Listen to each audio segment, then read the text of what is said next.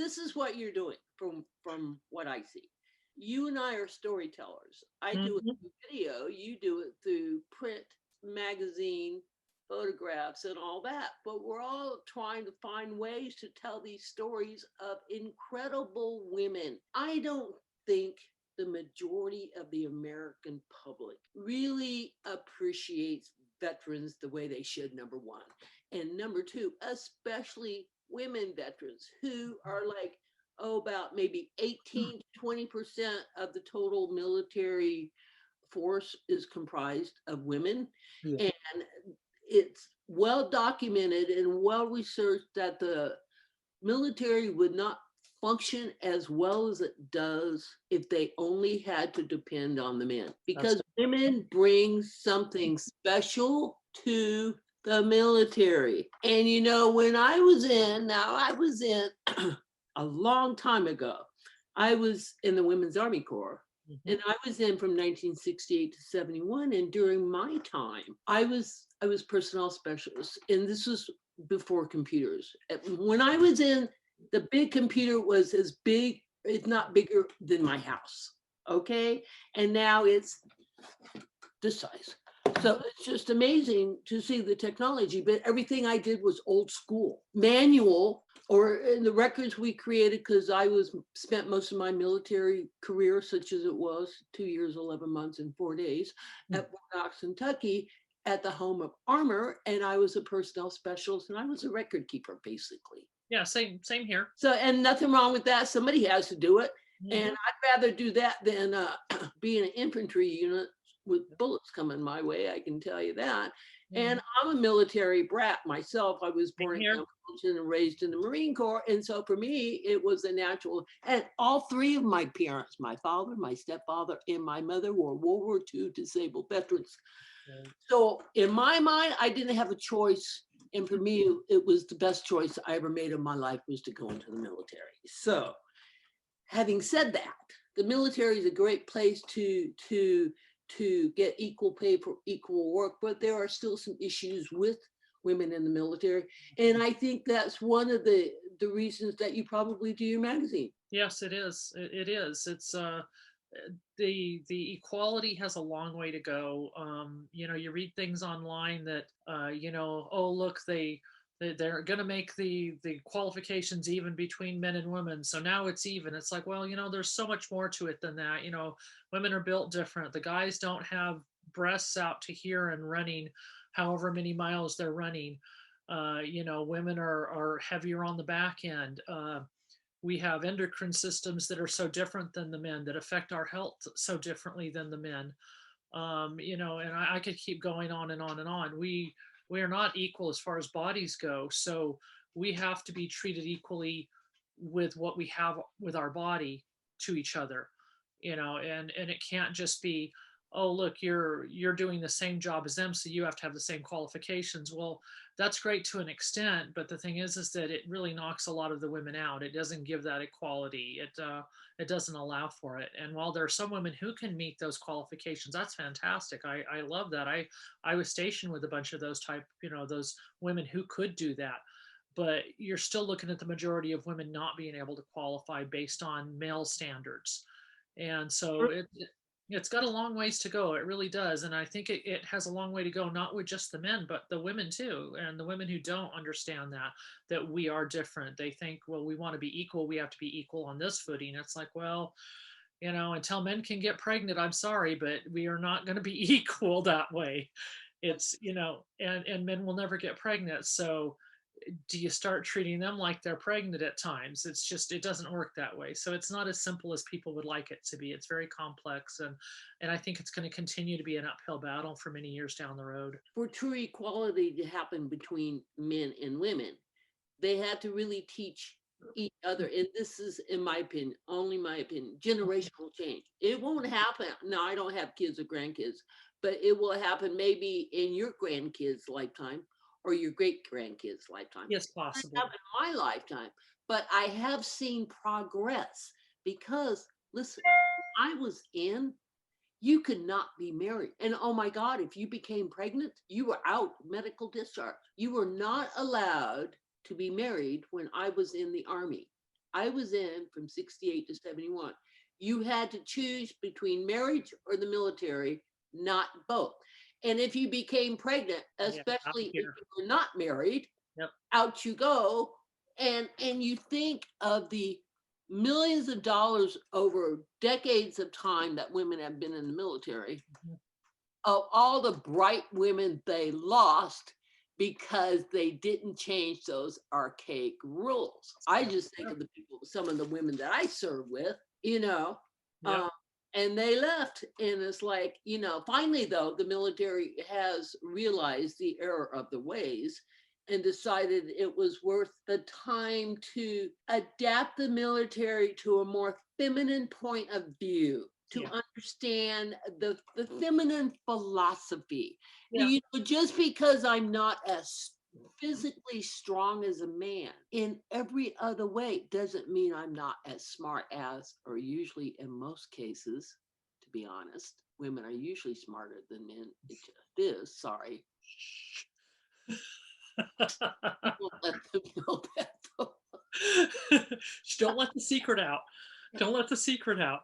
Well, anyway, we're just trying to figure out in the military how to make it work and make it a fair system for everyone involved. And, Mhm. you know, to do the right thing, work as a team member, accomplish the mission, all the military stuff they want you to do. Mhm. Because for me personally, being in the military really helped me to understand my parents more, because all three of my parents were disabled veterans. So they all had their issues. Both my father and my stepfather were Marine Corps combat World War II veterans, had gone through. However, my father had returned from Guadalcanal when he met my mother on a blind date. Yeah. So it's like they just had their issues, and that's just the way we grew up. I have a brother and I have a sister. Our military family had issues, as do all military families, because you're separating the family unit from the get-go. That certainly was issues in my own family. But Yeah. be that as it may, I wouldn't trade the life that I had because of everything I have now. Yeah. And I envy people who had such great experiences that way in the military. You know, because like I said, looking back at my experiences and knowing what I went through and knowing what I'm going through right now, I often do sit there and think, like you asked me, what would I do? And I even saw it on one of the veterans groups for the one of the disability groups, and somebody asked, you know, would you give all the money back in the world if you could have your health back? And I was really amazed at how many veterans says, oh, absolutely not. And I was like, wow, that floored me, because my health is so important to me, especially now more than ever. I mean, I'm 55 years old. It's difficult, and actually, I'll say this right now. A lot of people really already know this, but I came out of a 30-year background in graphic design and publishing and marketing out of the military. That's what I did for 30 years after the military. I still continue to do it, um, and I do a lot of illustration work. But I went into forestry and natural resources in 2013. I went back to college full time and became a full time in forestry, and I currently work as a in silviculture as a forestry technician for the U.S. Forest Service. Wow, well, that's awesome. Yes, And publish a magazine on the yeah, side. Are you a crazy person or what? yes, I am a crazy person, and it's how I keep my sanity. But you know, and the thing is where my health plays into it is that I, in March, we planted 425,000 trees in our forest. And for those of you who are in California, I live in the area where the Rim Fire hit in 2013. And so we planted 425,000 trees in the month of March. And so in that 3.5 weeks we were planting, I hiked over 106 miles. Wow. That's a crazy person. And because of my Graves' disease, I struggle. I struggle with myopathy, with muscle myopathy. I don't hike fast. I'm actually the slowest one on my crew. Most people think I'm actually in my 40s, which is funny because I'm usually smiling and laughing, even though I'm dying because my feet are killing me and my legs are hurting and I can't do this very fast. And I remember we were going up a steep hill because we don't have trails and stuff. We just climb steep mountains and hills. And I was going after one of my coworkers, and she just do right up the hill. I was like, okay, I can do that. Well, no, I climbed up a third of the way, and I slid down a third of the way. No. It it was not fun, and I had a meltdown. I had such a hard time that week because I'm finally realizing, don't compare yourself to the younger ones. Don't compare yourself to those who have never been in the military. Don't do it. Don't go there, because that's what I was doing, because I was feeling sorry for myself because I have Graves' disease and I could not function. I couldn't make my body work. And it was just very difficult for me to accept that. And I just finally had to kick myself in the butt after that week and said, okay, you got this. And I went on to, ended up doing 106 miles for that 3.5 weeks. And we're on doing other stuff right now. And I'm still hiking a lot every day. And I'm feeling good. I'm feeling better. And it feels nice. It really does. I mean, mind you, I'm still as slow as a turtle, but I'm still doing my job, and I get paid to hike. So what the heck? I mean, how lucky am I? I'm sitting on the top of hillsides day after day, looking at the clouds in the sky and the snow across in Yosemite and thinking, I am probably one of the luckiest people in the world to be doing what I'm doing, even despite having Graves' disease. And I'm still battling it. I mean, it's a nice feeling. It really is. And I think that is something I got out of the military, was that drive to keep moving forward and to keep doing stuff that I'm doing. And on top of that, I'm actually in college as well. I'm enrolled at Oregon State, Do you so I sleep? take classes. What's that, Cheryl? I'm sorry. Do you sleep? You know what? I wish I could sleep most of the time. I try. I go to bed early. I wake up early. I work 12-hour days sometimes, sometimes longer than that, and 7 days a week. And I actually had today off, but I had to go to a VA appointment. So I had to drive up to Sacramento, 2.5 hours north, do what I needed to do there for an hour, then drive back 2.5 hours down here. So that was 6 hours yeah, 6 hours of my day. And I've got tomorrow off, going to spend them with the grandkids. Oh, well, very good. Well, very good. So you have, how many kids do you have and how many grandkids do you have? Well, I have two children. My son is 35 and he's been in the Air Force for 14 and a half years. And he's actually stationed at Beale, which is, if you look at the really cool artwork right behind me there, he had that signed. That's the U2. He had that signed for my husband. It's signed on the back. And that's from Beale Air Force Base.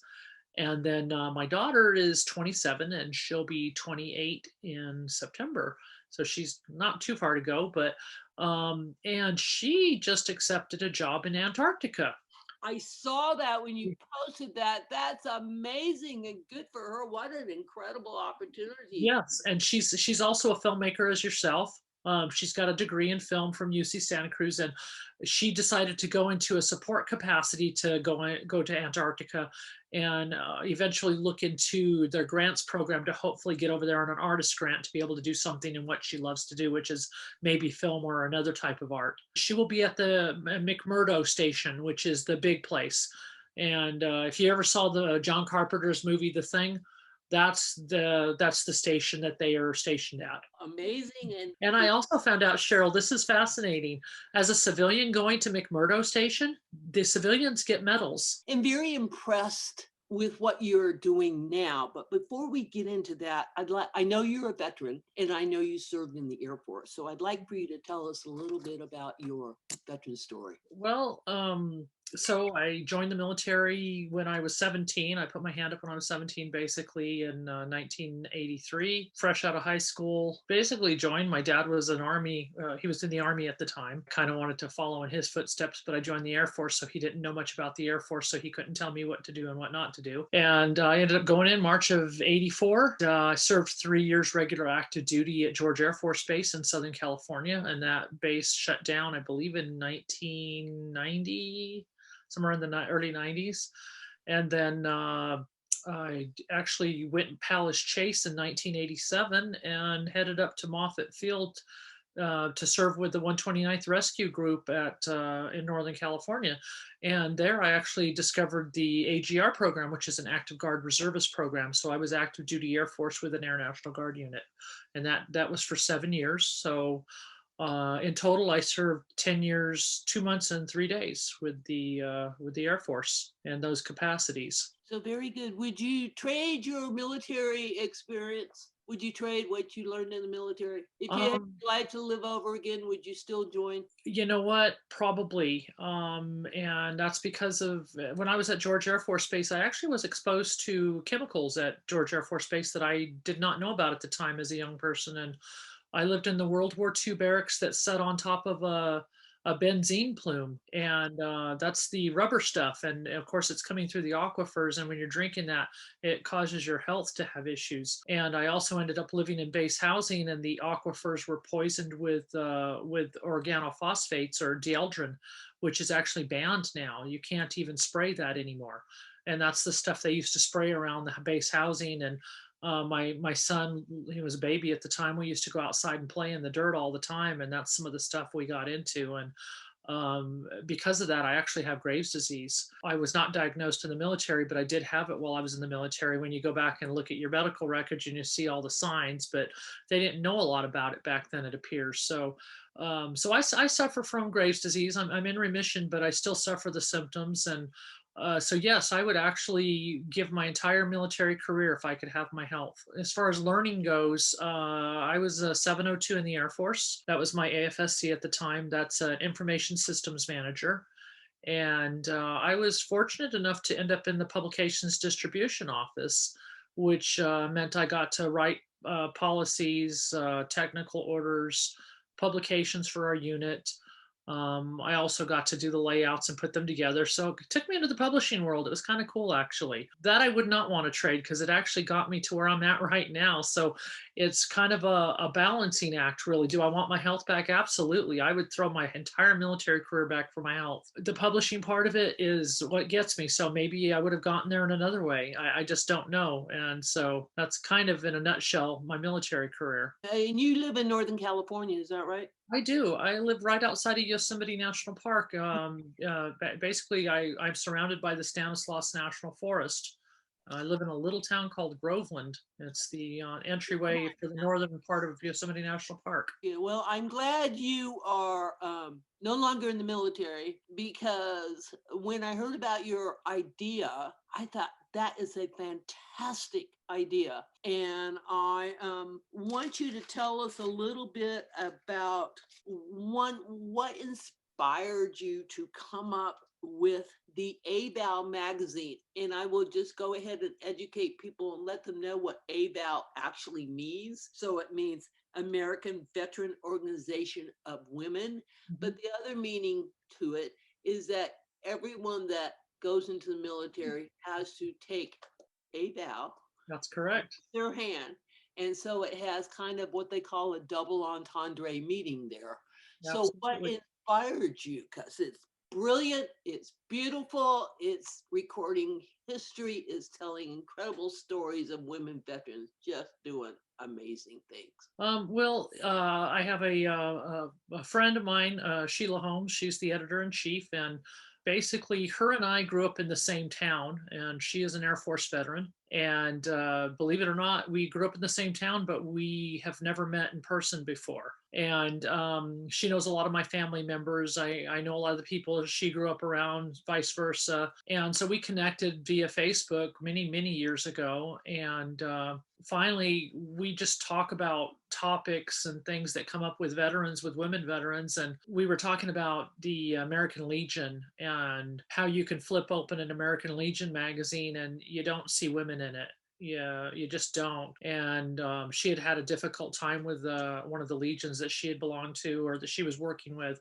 And she said, you know what, this is just crazy. And I said, well, why don't we just do a magazine of our own? The two of us will work. I knew what her background was. I knew she was an editor. She was in public relations and stuff. And I thought, what a great mixture. You've got somebody like me who does graphic design and layout and a publishing background. And she's got the editing part of it. And together combined, we could do, the dynamic duo between the two of us. So she said, "Yeah, let's do it." And lo and behold, we discussed that back in, I want to say 2018. Yeah, 2018, and then we finally jumped on it in the spring of 2019. Started putting things together and had our first issue that summer. So it just came along. And Avow, the name itself, this is kind of funny. So the name Avow came up as an, it's not really an acronym. It is the name Avow. But the thing is people, we knew people would wonder, well, what does that mean? And it's the once you said the double entendre, that is correct. The thing is what makes it the double entendre is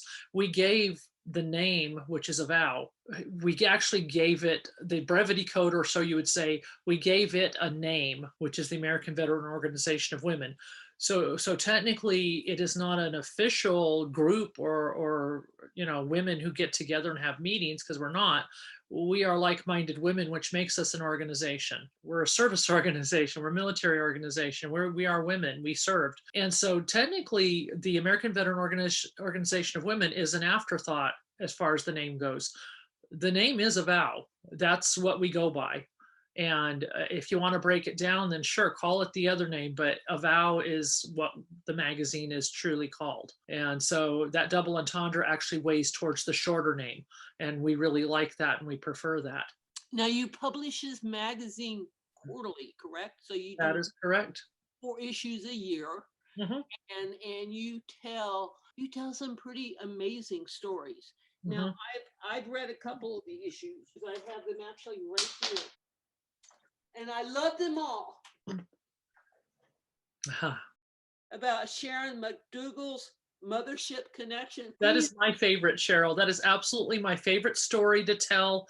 Um, Sharon and I, oh my gosh, I felt like a sister separated at birth with Sharon. I still do. I cannot wait to meet her. We have a lot of things in common. And yeah, I was just floored being able to just sit on the phone with her and interview her and talk, speak with her. And oh, we had such a blast with that interview. We really did. I mean, I could have just kept going and going and going. Oh my gosh, yes, Kismet. She's amazing. A lot of people may not know this, so this will be the first time I've actually talked about it. Sharon does.